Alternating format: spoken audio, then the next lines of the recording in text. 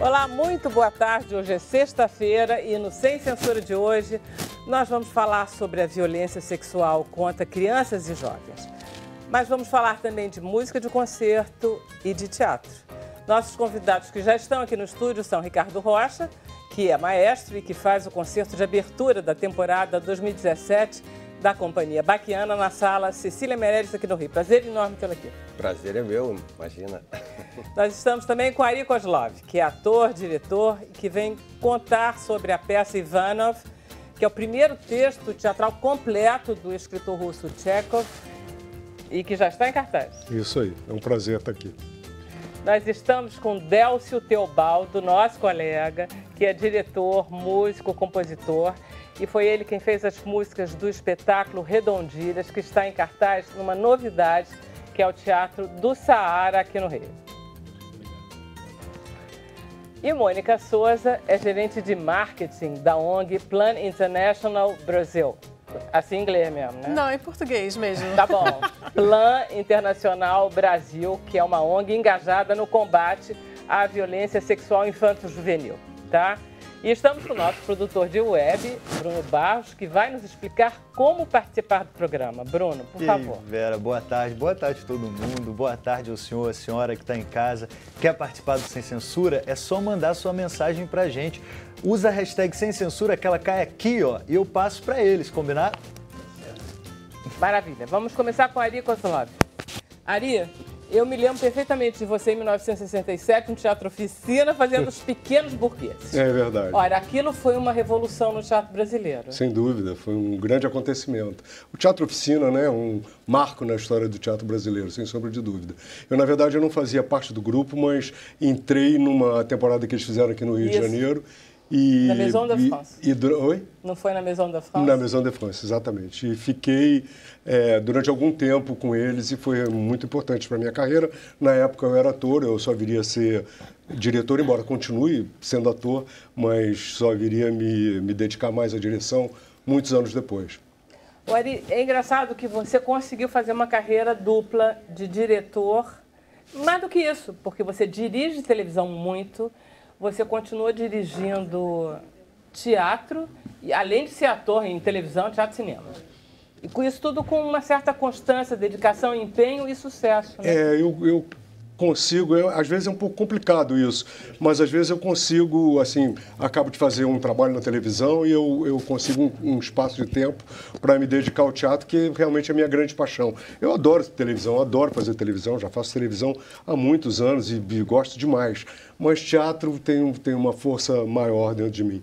Então, sempre que a televisão me permite, eu encontro uma brecha e vou fazer teatro, sem sombra de dúvida, ultimamente bem mais como diretor do que como ator. Você sabe, ontem a gente estava conversando com a Rosane Schwartzman, que estava aqui, com o Chechel, e eles estavam dizendo, ela estava dizendo, dirigir cinema é moleza, os atores obedecem, teatro é um pesadelo.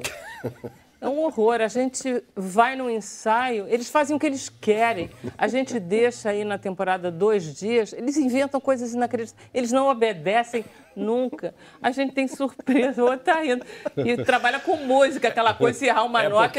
É porque o reino é de Dionísio, não é de Apolo.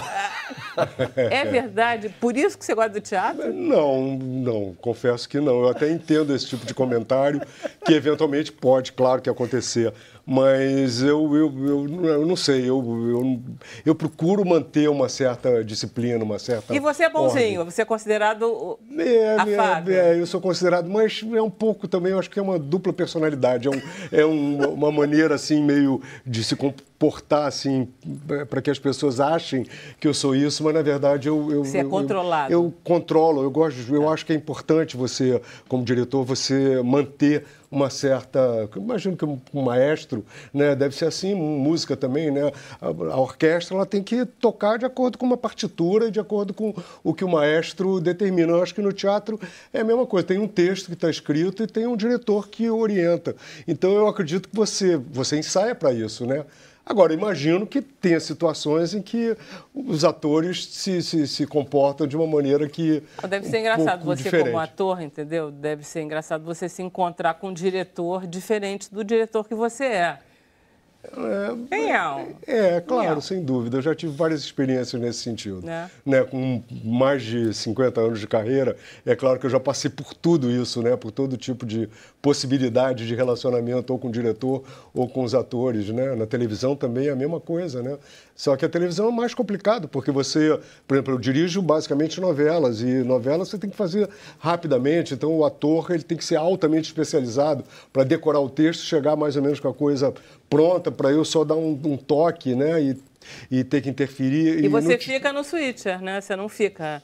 Normalmente fico no switcher, mas eu fico um tempo ensaiando com eles, a gente prepara as cenas, né? E depois, claro, vou para o switcher para orientar o trabalho técnico, vamos dizer, né?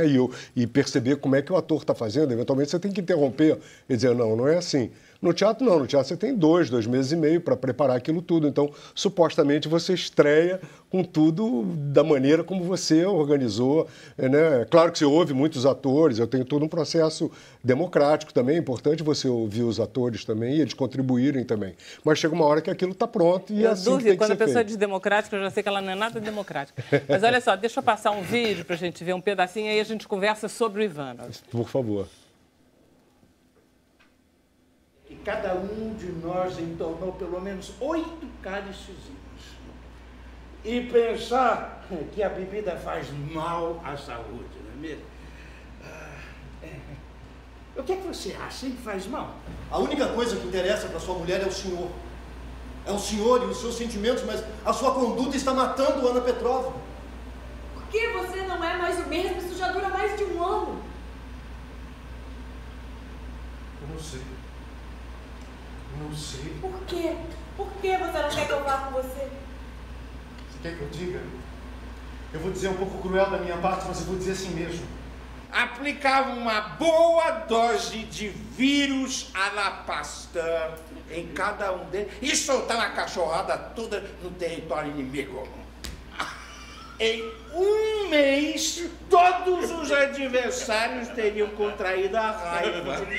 Você pagar. Amo você, Nicolás. Você não me ama. Você amou uma ideia. Você colocou na sua cabeça a ideia que você deveria me salvar, me ressuscitar. É a teimosia de uma alma nobre. Não é isso que você isso, ama. não é isso. E quando nos casarmos vai ser mais complicado ainda. Você mergulhou a nossa família numa neblina. Eu olho à minha volta e não entendo nada. É uma calamidade. Raciocina um pouco o que um homem como eu pode fazer com você, desafiado por um duelo. Um duelo seria inútil. Tchekhov é tão humano, né? Isso aqui é um grande barato do Tchekhov. Qual é a historinha da né? peça, Ari? Vamos lá. Bom, a história, basicamente, é a história de um indivíduo, um homem, né? Ele é um proprietário rural, né? Quase todas as peças se passam num ambiente rural, né? E ele está com problemas existenciais, ele não sabe o que fazer da sua vida, ele tem uma esposa que está morrendo, que ele já não ama mais, e ao mesmo tempo ele se apaixona por uma vizinha que é uma garota de 19, 20 anos, e aí ele fica nessa dúvida entre... ele está totalmente falido, sem perspectiva, e aí, enfim, aí tem um final que eu não vou contar porque senão vai ser um tremendo spoiler. Mas eu acho que o grande barato é o Tchekhov, como há 130 anos atrás, que foi quando ele escreveu essa peça, ele era uma pessoa tão especial, ele tinha uma noção tão grande do ser humano, né? Ele conhecia tão bem a alma humana, que a peça ela é absolutamente atual. É um indivíduo que não sabe o que fazer da vida, vivendo na maior insegurança, vivendo sem estabelecer perspectivas, sem saber muito bem o que fazer da vida dele. Eu acho que é uma coisa que está acontecendo muito no mundo de hoje, né? Das pessoas estarem atônitas com o que está acontecendo. Nem falo do Brasil, o Brasil nem se fala. Né? Ele é um autor, ele é bom, ele tem um bom coração. Ele tem ele um compreende grande coração. pessoas, né? Ele tem uma delicadeza, né? E ao mesmo tempo ele tem um senso de humor muito afiado. Então, ao mesmo tempo em que ele vai fundo na alma humana, ele também sempre tem uma maneira de ver isso com um senso de humor, né? Essa peça foi a segunda peça que ele escreveu. A primeira, que é Platonov, ele não concluiu, é uma peça que foi inacabada, e essa foi a primeira peça completa dele. Ela tem, assim, uma diferença de 15 anos entre os grandes textos dele. A Gaivota, Jardim das Cerejeiras, Três Irmãs. Então, ainda é uma obra ainda do início dele. Mas, ainda assim, todas as características da obra dele estão ali. Né? Essa delicadeza, esse senso de humor, esse profundo conhecimento da alma humana, essa maneira tão delicada como ele mostra as pessoas, a psicologia dos personagens, isso antes de Freud, né? Antes de uma porção de coisas que aconteceram. É o quê? 1919? A peça é de 1887. Caramba, muito então, mais antiga, e ele já tinha uma sensibilidade para isso. Então, você vê hoje, você diz, caramba, esse cara... Parece que ele escreveu hoje essa peça, né? É impressionante. É impressionante, é um autor apaixonante. Bom, além do que é uma delícia, porque é uma peça que tem vários autores. Não é um monólogo. Tem cenário, é uma situação realista, quer dizer, ela tem vários atrativos como teatro para a gente assistir, porque hoje em dia a gente tem muito monólogo, né? Sem dúvida, não. São quantos atores? Não, são 6 atores. Na verdade, no original são 12. Eu tive que... Hoje em dia, né? Tá complicado você produzir uma peça com 12 atores, né? Tive que fazer uma adaptação, sem sombra de dúvida, mas tomando o maior cuidado para não perder todas as características essenciais da obra do Tchekhov. Eu acredito que fui bem sucedido nesse sentido. O espetáculo mantém a maior fidelidade à ideia do Tchekhov, da peça que ele escreveu. O Ricardo queria te fazer uma pergunta. Não sei se era agora. Pode ser. Uma questão só oficinal. Você constrói uma montagem, estreia essa montagem. Quanto tempo é necessário para começar a surgir os cacos no processo? Bom, eu vou dizer a você, eu sou, por natureza, pela minha formação, por tudo, sou absolutamente contra o caco. Eu acho que o caco é uma coisa, a não ser que você faça um espetáculo que ele, pela própria natureza dele, ele possa ter. E você tem que ter atores extremamente capazes, que tenham muita presença de espírito e muito senso de humor, para criarem cacos que sejam pertinentes e que tenham algum resultado, que sejam efetivamente engraçados.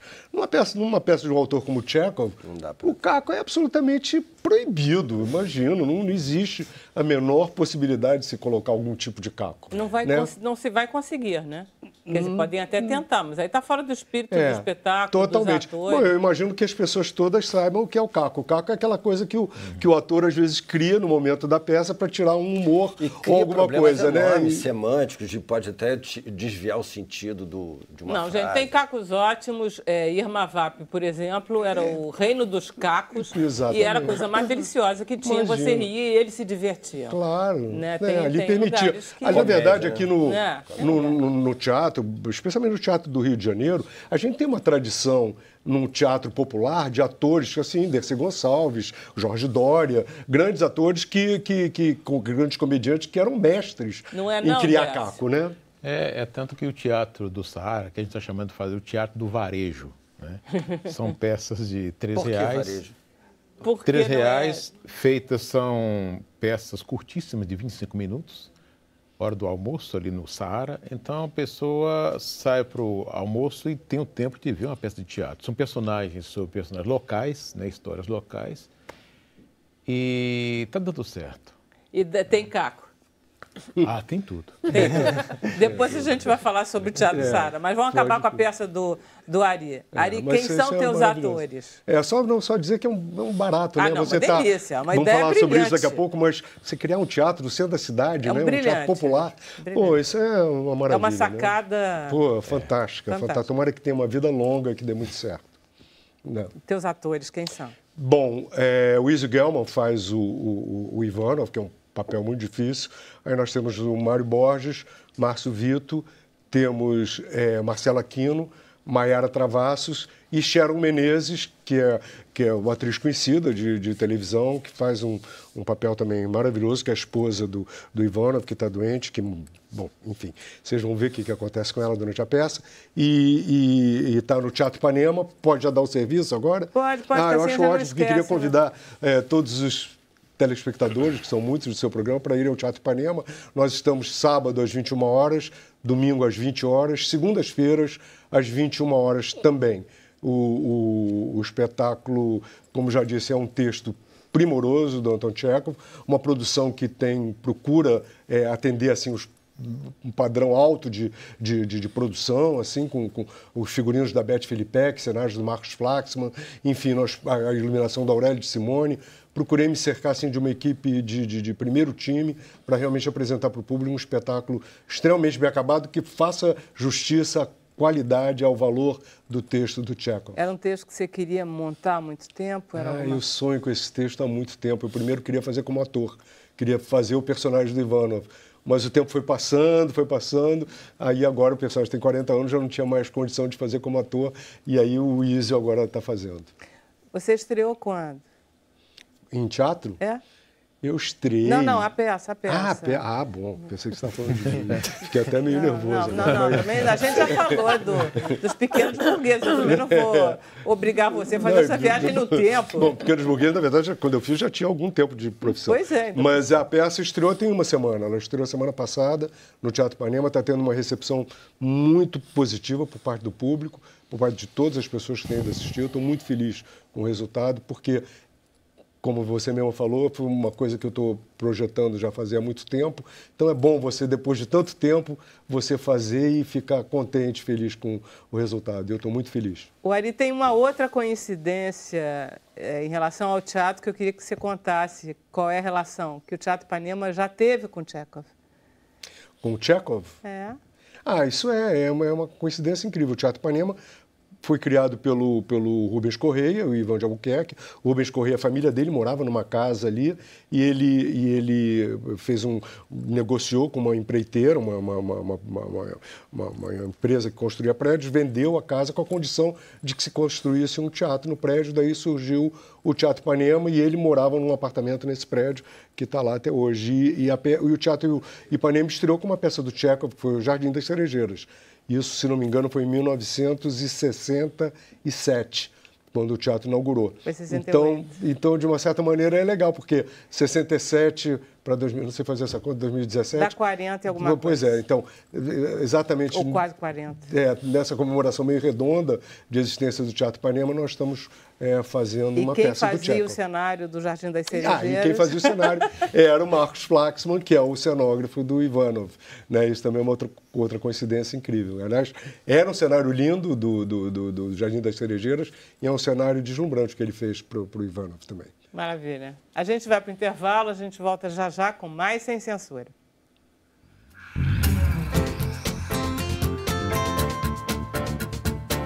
Estamos aqui de volta no segundo bloco do Sem Censura. Eu estou pedindo para o Bruno. Bruno, tem algum comentário? Porque aí eu gostaria de começar com algum comentário do telespectador. Tem da Patrícia Scott Bueno, que ela fala: saibam que eu Ari, além de um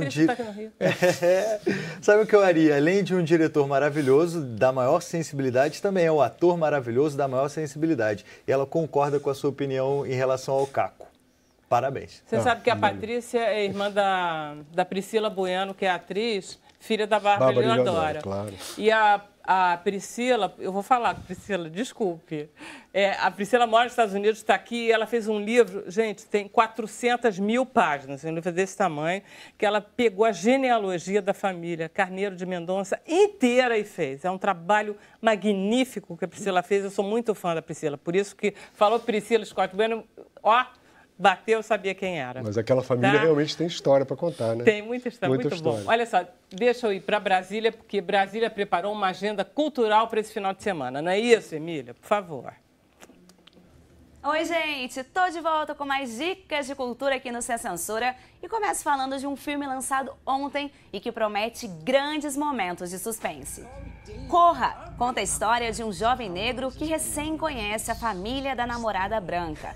A princípio, ele acredita que o comportamento amoroso dos pais dela seria uma tentativa de lidar com o preconceito por conta da diferença de cor. Mas coisas estranhas começam a acontecer e ele descobre que a família esconde algo muito perturbador. Com direção de Jordan Peele. Tá aí, suspense saindo do forno e saindo do forno também, um evento muito bacana que acontece lá em São Paulo e que faz parte da programação da Virada Cultural. é o Vozes, projeto focado na valorização do canto popular. Quem abre o evento hoje é o grupo mineiro Cobra Coral, que traz um som acústico de 4 vozes, 2 violões e piano. Também marcam presença no projeto o Sexteto Vocal Carioca Bebossa e o Sexteto Vocal Ordinários, também do Rio de Janeiro.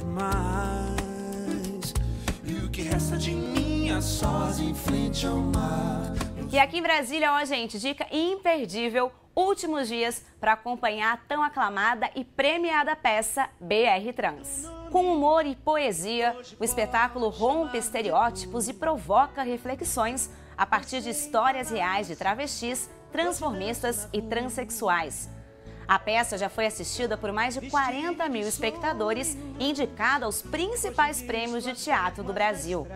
BR Trans foi escrita e é protagonizada por Silvério Pereira e dirigida por Jezebel de Carne. Eu não sei se um anjo me chama, eu não sei dos 1000 homens na cama e o céu não pode esperar. Bom, e sábado aqui na TV Brasil, você já sabe, né? Tem o programa Todas as Bossas e o reggae vai invadir a telinha.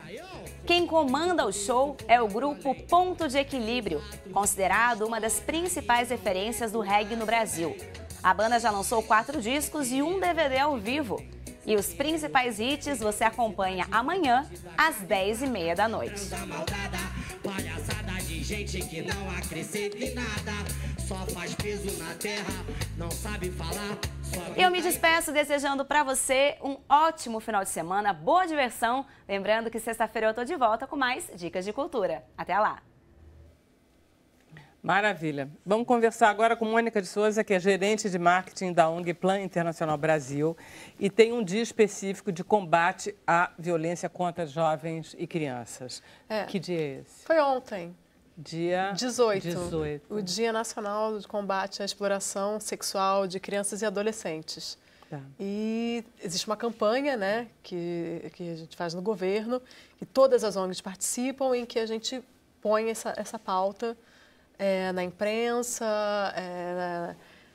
nas cidades, todo o governo, né, toda a máquina pública, e a gente fala sobre isso.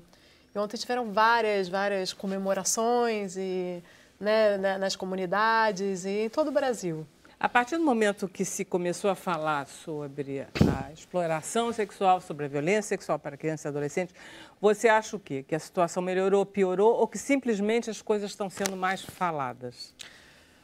Simplesmente as coisas estão sendo mais faladas. O que já é alguma coisa. Que já é alguma coisa. Mas, assim, surpreendentemente, eu estava olhando os dados do Disque 100, né, que é o Disque Denúncia, e de 2013 para cá diminuíram o número de denúncias relativas à violência sexual contra crianças. Se em 2014, 2013 ou 2014, eram 50 mil, agora a gente tem 37 mil. O que parece que diminuiu. É muita diferença. É uma diferença grande. Parece que diminuiu, mas eu não sei ainda se eu acredito que diminuiu ou se tivemos menos denúncias. Porque a questão da violência sexual é uma questão que ela transpassa tanto da família esconder aquela realidade, ou quando se cai em exploração sexual, seja tão cultural e que não se faz essa denúncia, né? E assim, 37 mil, a gente está falando de 37 mil denúncias, sendo que 70% dessas denúncias são sobre violência sexual, sobre abuso sexual, 20% seriam sobre essas novas modalidades que chamam de sex taping, que seria você a coisa de internet, pornografia na internet. Exatamente. E os outros 20% sobre exploração sexual num total, tá? Em geral, quem faz essas denúncias, Mônica? Geralmente gente... Elas são anônimas? Elas são anônimas, gente da própria família ou da própria comunidade. Tá. Né, por percepção, né, do que está acontecendo naquela família. Eu estava lendo alguma coisa sobre isso, 90%, 80%, ou seja, a grande maioria da violência sexual contra crianças e adolescentes acontece dentro das famílias. Casa. Ou seja, é o pai com cumplicidade frequente da mãe, um tio, um amigo, e a gente tem padrasto. É exatamente isso. E assim, eu posso dizer que o maior dos números, assim, um grande número, são entre crianças ainda, né, no que a gente chama de primeira e segunda infância, entre 3 a 10 anos de idade. Quanto menos falar, né, melhor. Quanto menos falar, melhor, porque exatamente quando começa a descobrir o corpo, começa a descobrir os limites, entendeu aquela situação, a criança fala, né? E geralmente ela não é ouvida, exatamente onde você falou. Essa cumplicidade do resto da família é muito assustadora. Né? Tudo isso é muito assustador. Esses números, por exemplo, do Disque 100, eles se referem, inclusive, a cidades como Rio de Janeiro, São Paulo, Minas Gerais, Rio Grande do Sul e, se não me engano, Bahia.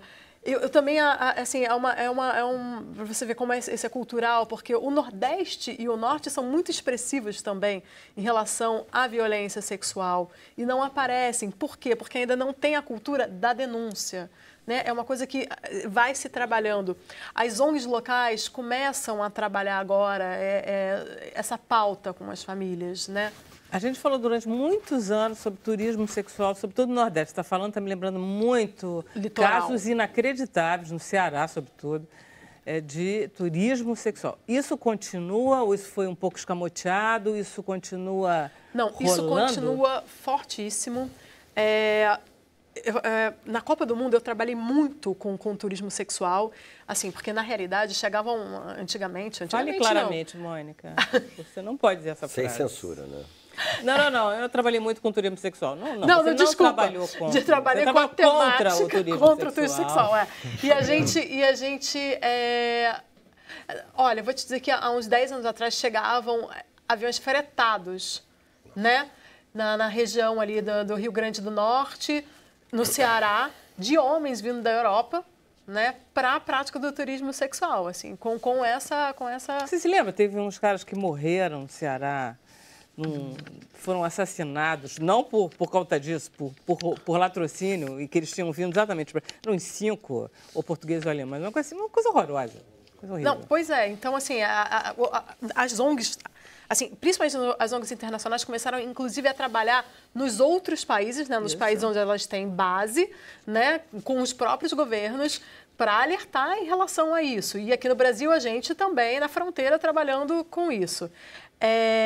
Mas, assim, ainda existe toda essa questão também do cultural, da família, enxergar aquilo como uma forma, uma forma econômica deles, né? Deles terem um dinheiro dentro de casa, de ser um escape para aquela menina também, se for um gringo, por exemplo, alguém de outro país, né, trabalha-se com a questão quem sabe, ela arruma um casamento. Nossa, assim, tem toda uma cultura assim, que tem que ser quebrada, tem que ser trabalhada ainda em relação à exploração sexual com o turismo. Mas eu acho que a gente já está dando alguns bons passos. A polícia, ela é muito preconceituosa quando ela vai abordar essas coisas, porque eu tenho a sensação que...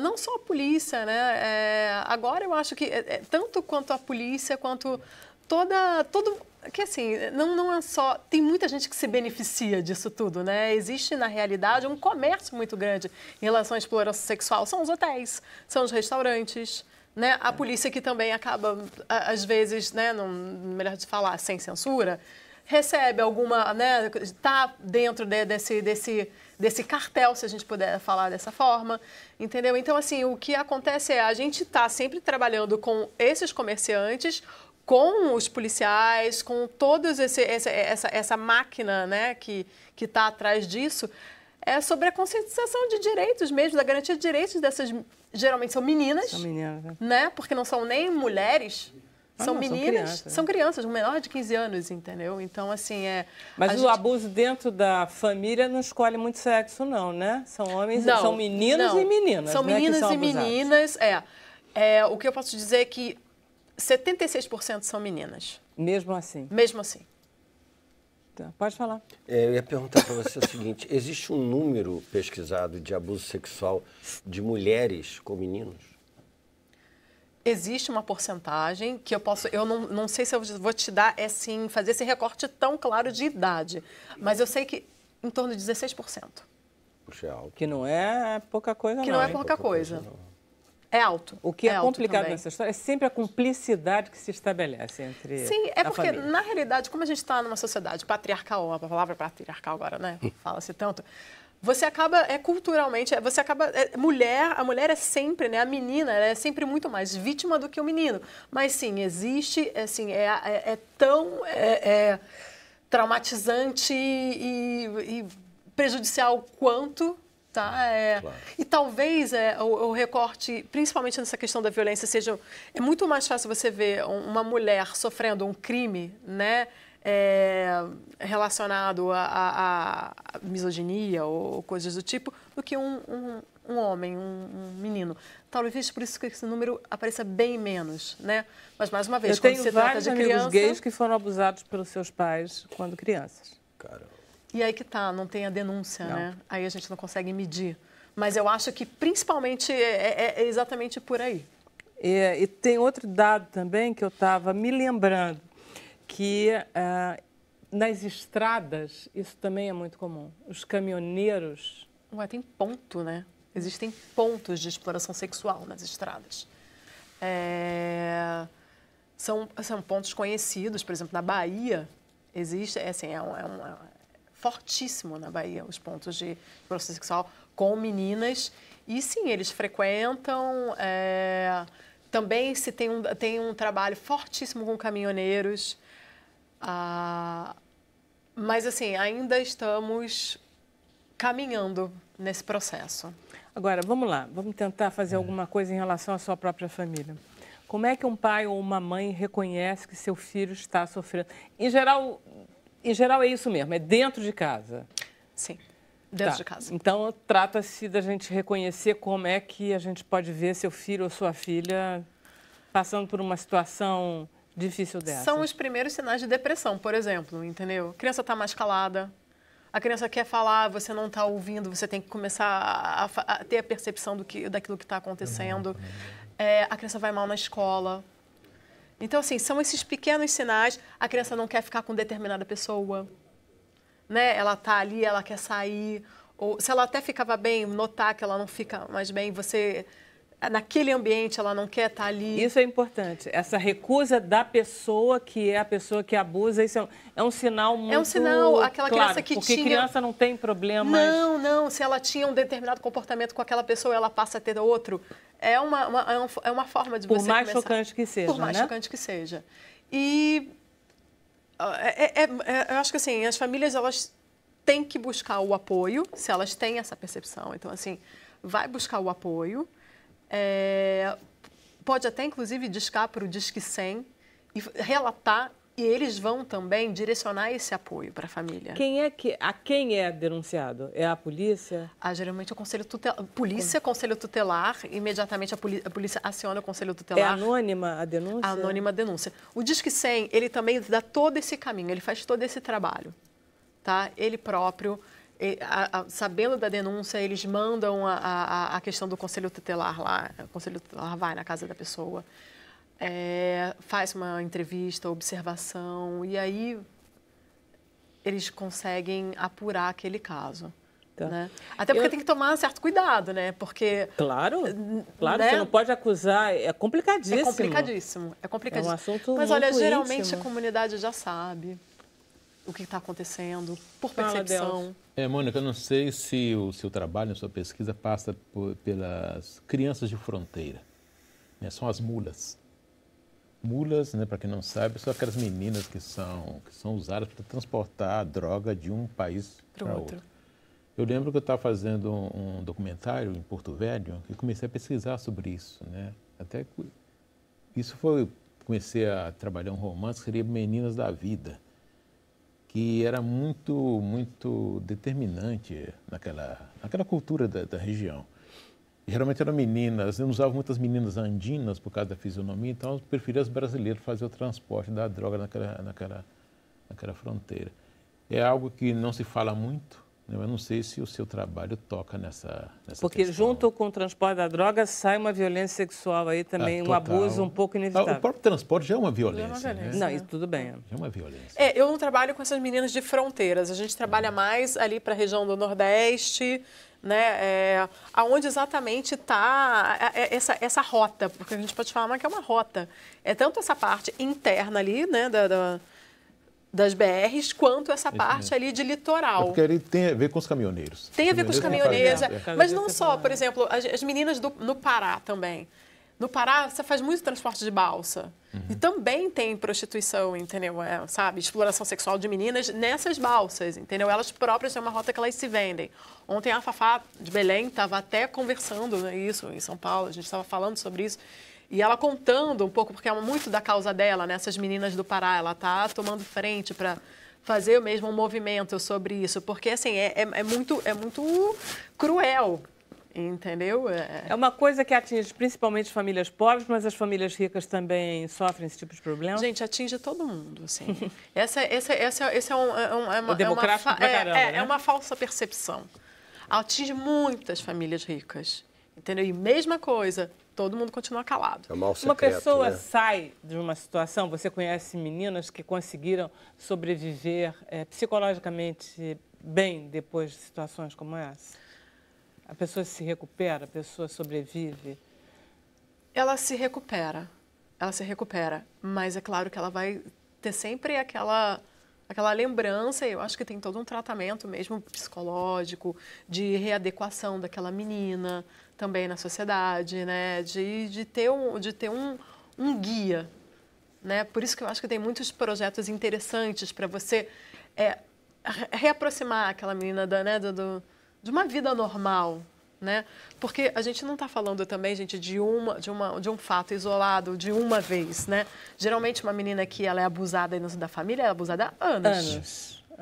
E que vem de uma infância. Então, assim, é uma destruição total da vida daquela menina, que ela começa a ter uma performance escolar péssima. Ela se retira da vida social, né? Ok, Mônica, obrigada. Nada. Foi maravilhoso. A gente vai para o intervalo, na volta a gente conversa com o Ricardo e com o Délcio, ok? É um bom.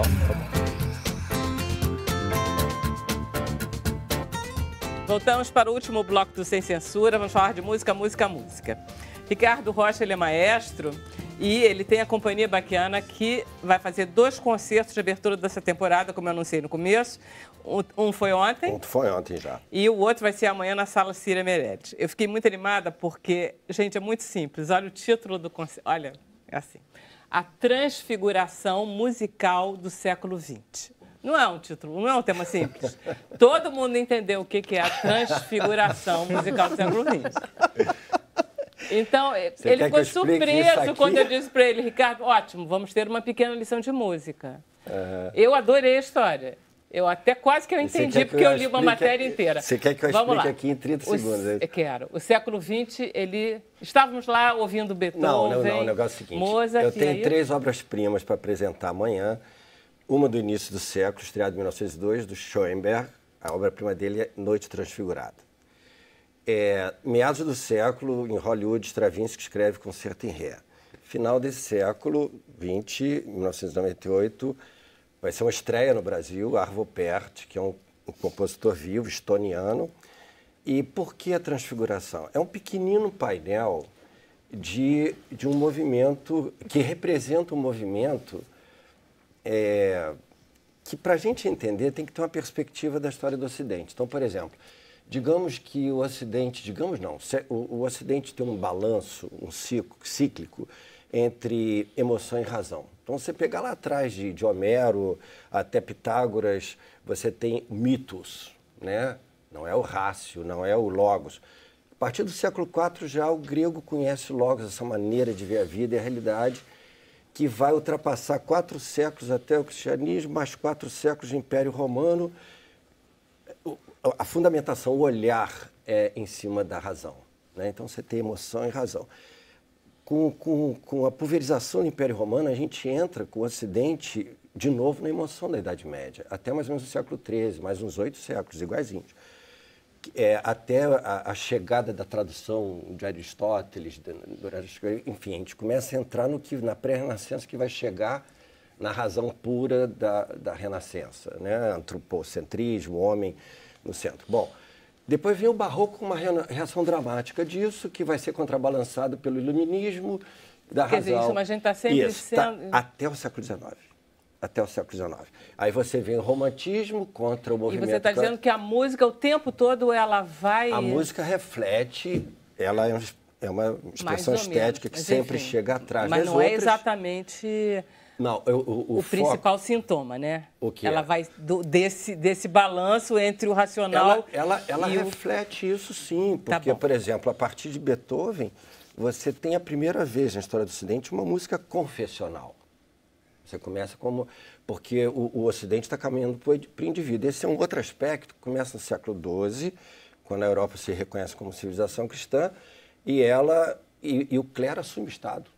Né? E isso começa a entrar num processo de corrupção que a gente conhece hoje, quer dizer, os funcionários que vão ser recrutados por critérios políticos e não por mérito. Você tem reações, são criadas ordens anárquicas, não, tudo bem. Eu estava querendo voltar para a música. Então, voltando para a música. Então, o que acontece é o seguinte, eu estou abrindo com Schoenberg porque ele é um representante de um pós-romantismo, onde o século XIX entrou no indivíduo. Existe um caminho do século XII até o século XIX que foca no indivíduo, culta a personalidade, o super-homem, a morte de Deus, e o homem, o positivismo, a religião da humanidade, o homem como esperança de salvação, e a música só expressa sentimentos humanos, basicamente. E isso, né? É o Schoenberg? Isso é o Schoenberg, que ele conta um drama de uma mulher.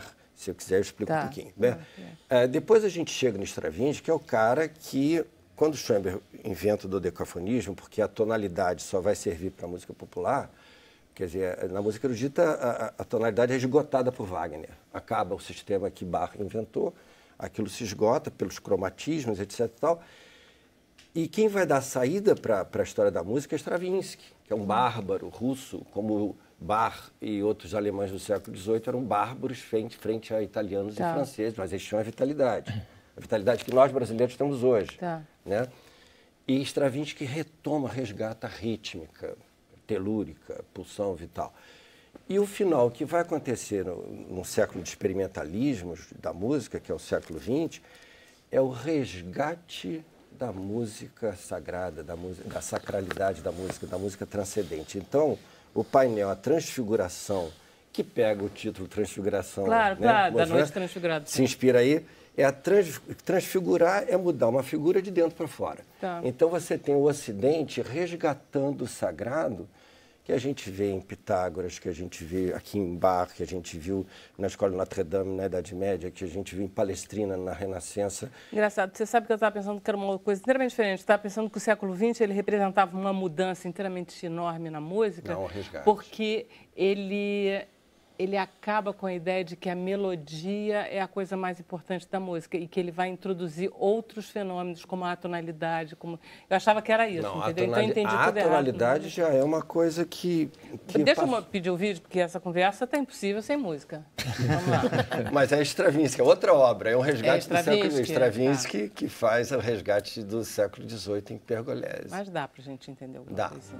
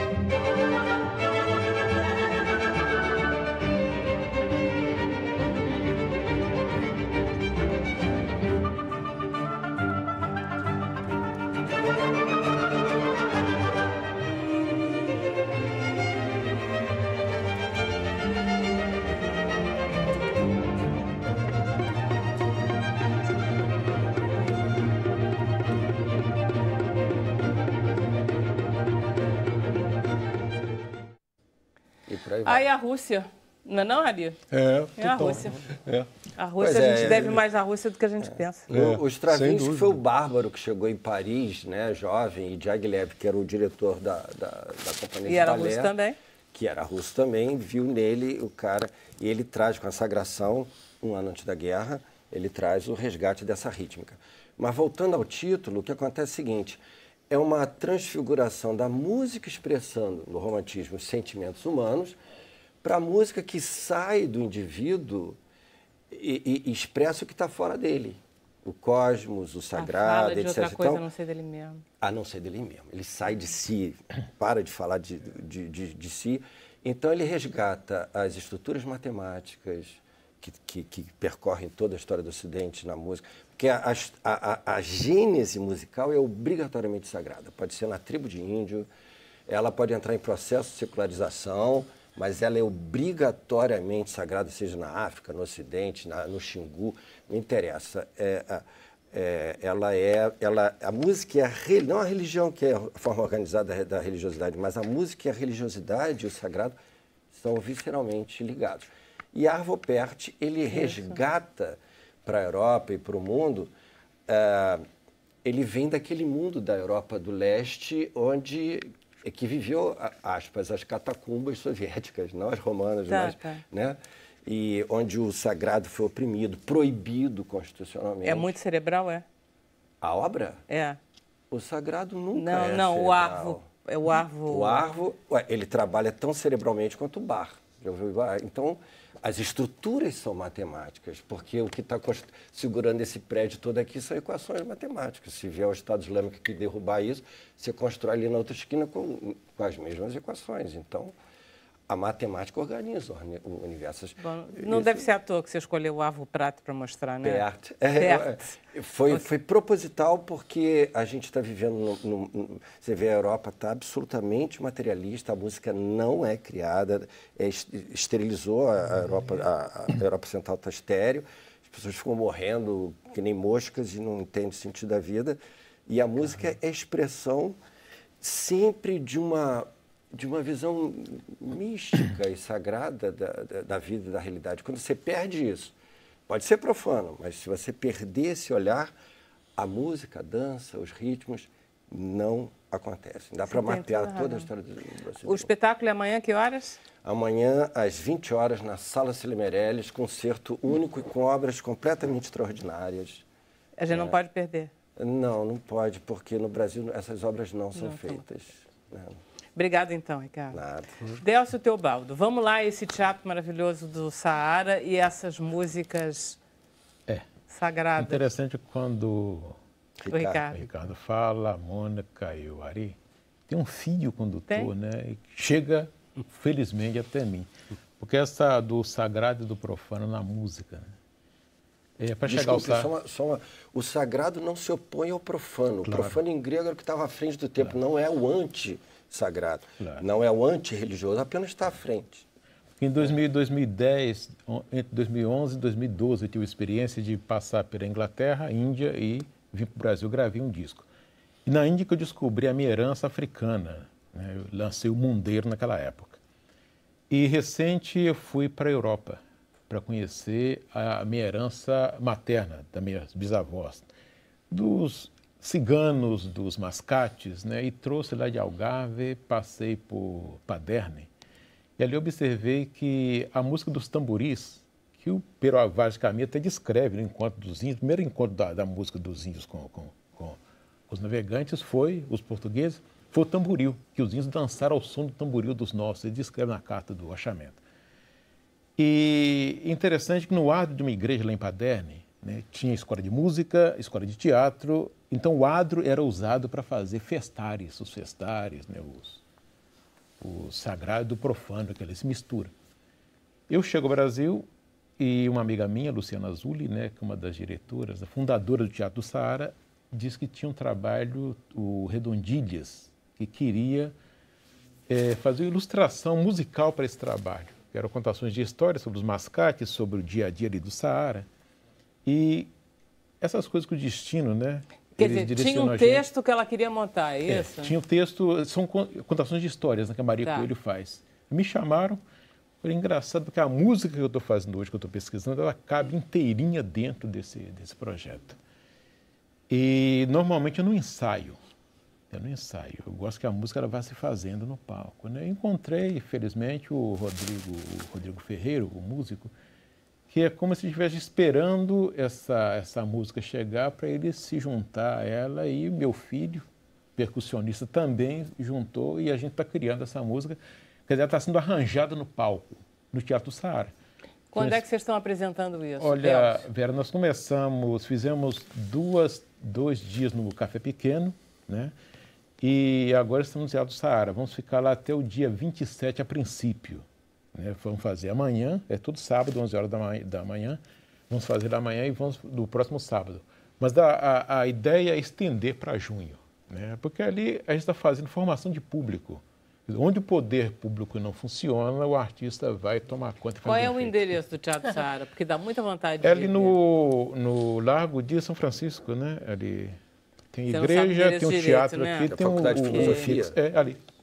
É na Faculdade de Filosofia? Não, tem um sobrado, estava abandonado, é tanto que tem um detalhe. Quando chove não tem espetáculo, porque a casa está sem teto. Era então uma a gente casa transfere. muito engraçada. A gente transfere. Mas é interessante que, quer dizer, a gente está usando todos os elementos do Saara. Na penúltima apresentação, nós contratamos uma pessoa para fazer o pregão. Ele vestiu uma malha muito estranha e saiu gritando, na hora do teatro, aqui falando das peças, porque são peças que têm a ver com aquilo ali. É o mascate, é o chinês que quer vender fiado. Então, as pessoas se identificam. A ideia mais perfeita que eu já vi em termos de teatro popular. Sem Né? dúvida. Você, num lugar popular, fazer peças curtas e chamava, venham assistir. Exatamente. Então, você vai mostrar? Vou sim. Então, essa música ela passa pela cultura medieval. Pois é, tem tudo a ver, né? Dos trovadores, dos improvisos. É tudo composição sua. São todos. Então tá, aproveita, apresenta seus músicos, seu filho e seu violonista. Ele primeiro.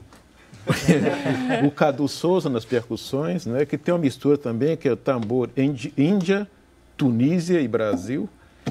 E o maestro, né, Rodrigo Ferreira. Olha só, Delcio, eu vou então me despedir do público e aí vocês começam a tocar. Eu queria agradecer então ao Ricardo, a Mônica e a Ari, a vocês que nos acompanharam de casa. Vocês agora ficam com o programa Cenário Econômico com Adalberto Piotto. Às 11 horas da noite tem o compositor Johnny Hooker, no Estação Plural. E, bom, se você quiser continuar conosco, é só ficar no Facebook. E a gente termina com Delcio Teobaldo e Redondilhas. Até segunda.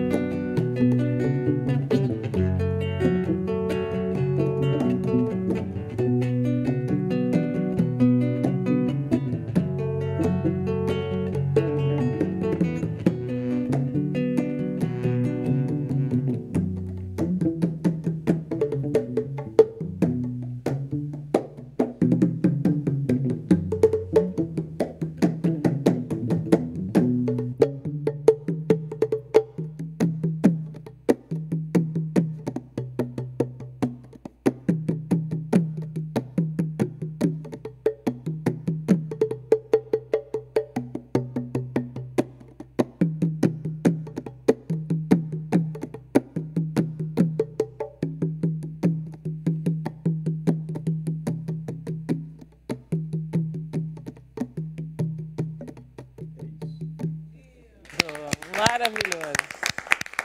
Maravilhoso. Mas volta porque nós continuamos no Facebook. E vocês não saem daí, que numa dessas vocês dão uma canja. Bruninho, tudo seu, palavra toda sua. Olha só, temos um comentário da Suzy Siqueira Reis, que ela conheceu um caso de abuso de uma avó que bulinava o neto de 3 anos. A criança contou para a mãe e tirou o contato com a avó, do contato com a avó, mas não denunciou. O Fernando, ele pergunta para a Mônica se a violência é mais forte nas famílias de baixa renda ou em outras classes. Ela também é forte. É a pergunta do Fernando. Valeu por perguntar, Fernando. Ela falou isso. Ela também é forte. E é o mesmo problema. Também não tem a questão da denúncia, não tem... É velado, é uma violência velada. Mas, assim, as famílias ricas também sofrem isso. E a gente, não só famílias, assim, várias vezes que a gente também fica sabendo de casos de estagiários em ambiente, por exemplo, de advogados, escritórios de advocacia, e por aí vai. Porque a gente estava falando mais de crianças e adolescentes, sim, né? Sim, também, sabe, na questão também de maior idade, também se continua isso. A Fernanda pergunta para o Ari qual é a característica que ele mais gosta nos seus atores e o que mais te irrita. Bom, claro que o talento, evidente, né? O ator tem que ter talento que já te deixa mais tranquilo, né? A disciplina, eu acho que é a coisa fundamental. E o que mais me irrita é o estrelismo, quando o ator acha que a imagem dele é mais importante do que a capacidade do trabalho, de se dedicar ao trabalho, né? Isso me irrita profundamente. Tem um comentário da Solange Cavalheiro, ela falou: ótimo programa, desmistificar mitos e outros conceitos, trazendo o entendimento do que acontece, da realidade, que envolve inclusive aqueles que trabalham com crianças e jovens nesta situação. Me parece necessário. E o Daniel Marcílio quer saber do Ari qual o conselho para quem pretende seguir o caminho da direção de programa de televisão ou teatro. Desista. Porque é extremamente complicado sob vários aspectos e é uma função muito árdua. Ele não sabe o que mas espera. alguma coisa deve ter porque você está nela há tanto tempo e gosta. Não está me parecendo que esteja arrependido. Não, esse lado é verdade. Na verdade, a resposta que eu dei é meio uma brincadeira. Fernanda Montenegro, que normalmente, quando às vezes faz conferência aqui, sempre tem uma menina, eu queria ser ator, o que eu tenho que fazer? Ela fala, desista, é muito complicado, não faça não. Mas ali, então foi uma brincadeira. Se você morrer de vontade, mas eu estou sendo verdadeiro. O quê? E ela fala, se você morrer de vontade, de saudade, você volta, que aí você é ator. Exatamente. Mas, Ari, talento e vocação são diferentes. O talento é uma habilidade. Agora, quando você tem vocação, ou você vai por amor, ou você vai pela dor, mas você vai, porque é um gancho que não... Você gosta de ser regente porque é muito complicado, não é não? É completamente duro. Eu começo com meus alunos, eu dou aula há mais de 20 anos pra gente, falo assim, você quer isso? Sai enquanto é tempo, entendeu? Sai enquanto é tempo, é muito duro, não tem glamour. Pede pra sair, que nem o filme? Pede pra sair? Não, porque normalmente, por exemplo, eu faço muita oficina na Cal e tal, e aí eu falo, a primeira coisa que eu falo para os alunos, para as pessoas, eu digo, olha, é uma profissão extremamente complicada, muito difícil, o mercado de trabalho não consegue absorver todo mundo. Então, você vai se preparando para se dar mal. Tanto porque, na verdade, o que não tem talento pode se dar bem, como o que tem muito talento pode se dar mal. É uma profissão, como aliás, na música também, eu acredito que seja assim também, né? Você depende de vários fatores para você... Mas, na verdade, o que você está querendo evitar é que os jovens entrem no caminho de achar que a glória é uma coisa bacana, que a fama é tudo e que a fama traz dinheiro e felicidade. É um pouco isso que você Isso mudou muito. Quer dizer, eu, quando, por exemplo, comecei a fazer carreira como ator, que eu tinha 17, 18 anos, eu fazia escondido da minha família, porque meu pai não podia nem saber que eu estava querendo fazer teatro. Não, hoje em dia isso mudou, as famílias estimulam por causa de TV Globo, etc., novela, não sei o quê. Estimulam tablado, fazer cal, fazer não sei o quê, porque acham que tem possibilidade. Isso mudou bastante. Por isso que esses cursos proliferam pra caramba e por isso que é importante dizer para eles, olha, o mercado de trabalho é muito duro e ele é pior que isso, ele não é verdadeiro, ele não é honesto, porque às vezes acontece de quem não tem talento se dá bem e quem tem talento se dá mal. Em qualquer lugar do mundo, injusto, né? Na essa é a palavra. Olha só, Délcio, você tem uma formação de documentarista e tal. Você não adora o teatro? E estou com uma peça em cartaz que Você não estreou tem em loucura Portugal. pelo teatro? Claro, eu comecei em teatro. Uma peça sua, escrita? É Perfume de Gardênia, que é sobre um rapaz que trabalhava aqui conosco. Ele era o Claudinho, ele trabalhava no almoxarifado. Então, ele era homem até sexta-feira, depois ele era Cláudio. mulher. Cláudio. E quando ele morreu de AIDS, né, eu escrevi sobre ele. Porque ele passou por mim, estava para morrer. Falei, Délcio, não olha para mim que eu estou muito feio, que eu perdi meu silicone, silicone importado.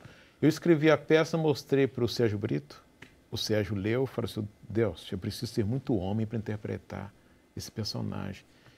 E ano passado, um amigo meu foi para Portugal e montou lá no Porto, o Perfume de Gardênia. Estreou lá para o Festival do Chile.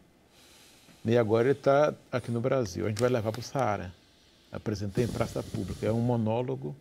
E teatro, para mim... Eu acho que o contato com a arte é uma coisa muito alimentadora. Vocês, não é? Vital, né? Sim, É vital. É vital. Ser condenado à arte é muito bom. Um dos projetos, inclusive, que a gente... Mônica, que não é... Não, aí vou aproveitar o fio, né, de condutor aqui. Um dos projetos, inclusive, que existem nas ONGs, geralmente a gente faz traz muito a arte, né, para a vida daquela menina, daquela criança, daquele menino, né?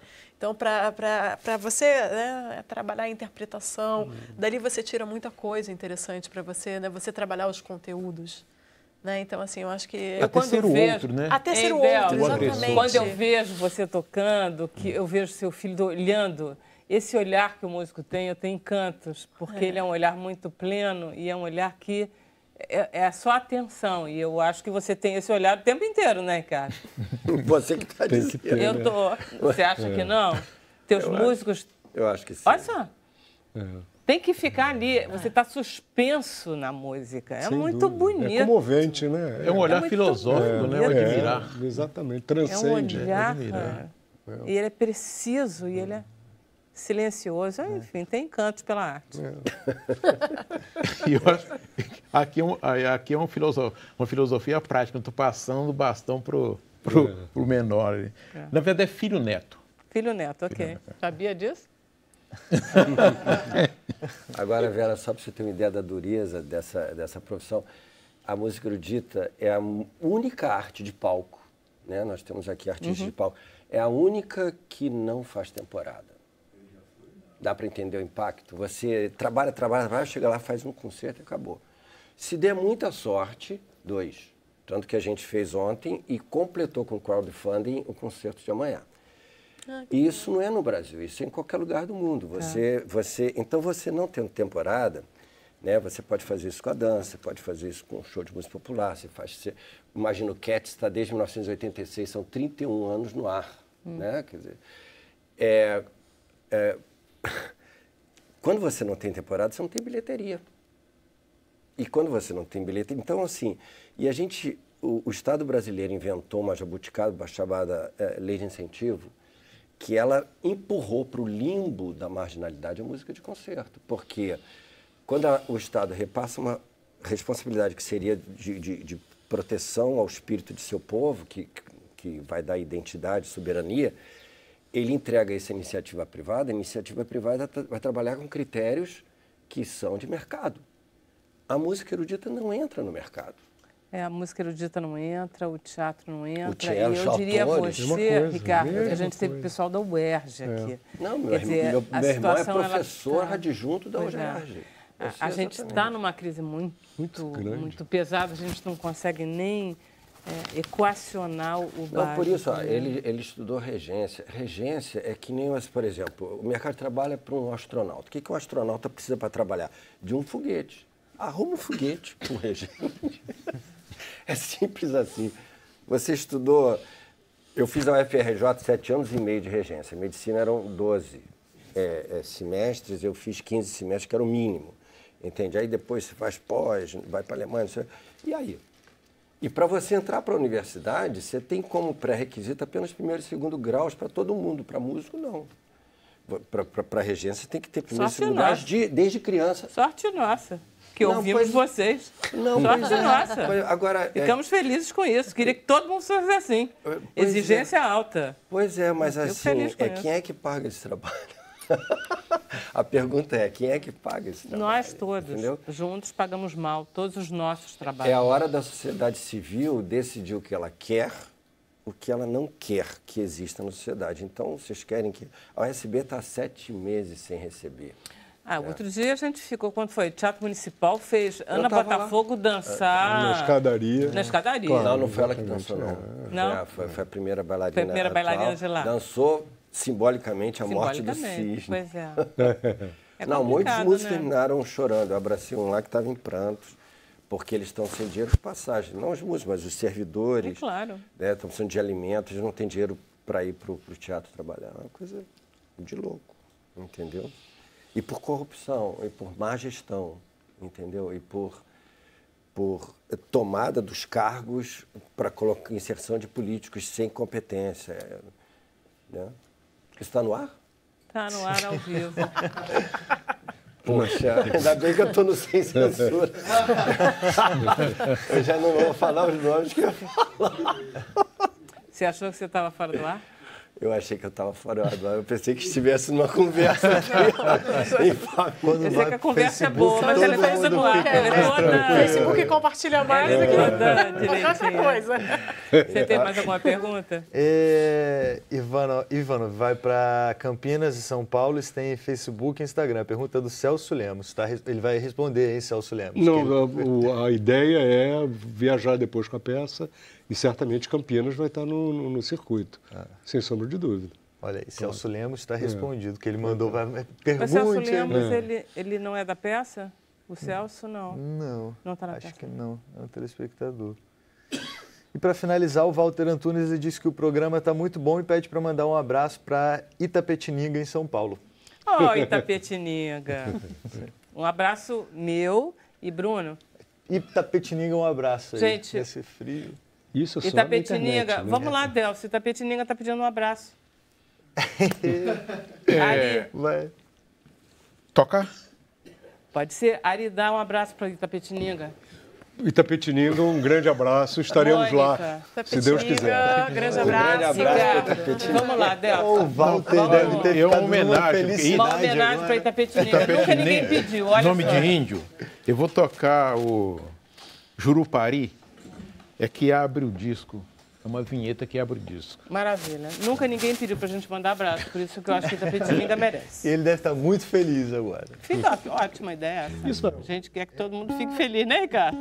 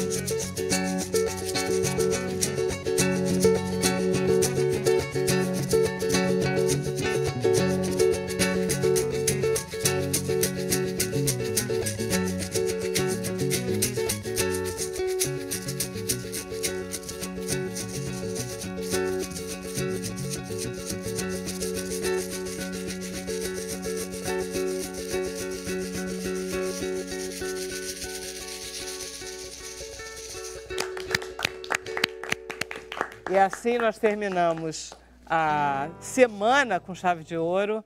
Bom final de semana para todos. Segunda.